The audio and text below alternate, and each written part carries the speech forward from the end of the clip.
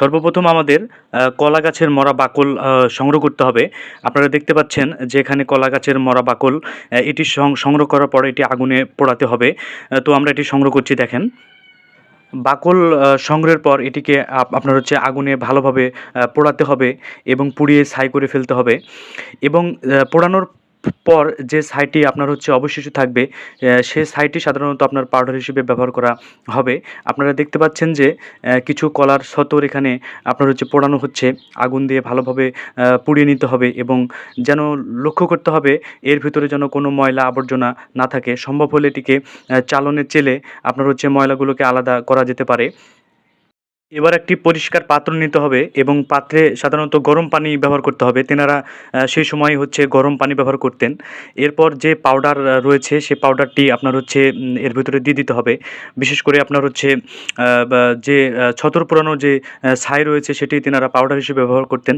আপনারা দেখতে পাচ্ছেন এখানে পাউডার দেওয়া হয়েছে।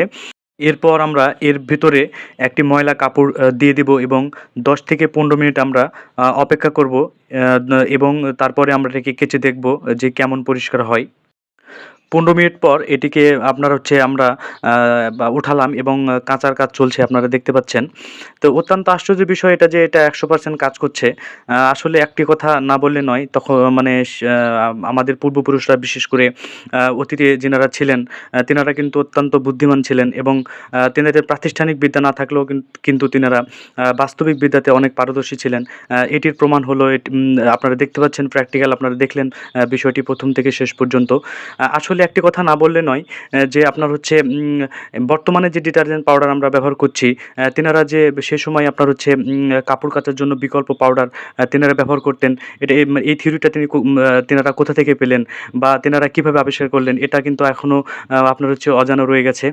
তো যাই হোক একটি কথা আমি বারবার বলছি যে আমাদের পূর্বপুরুষরা অত্যন্ত বুদ্ধিমান ছিলেন।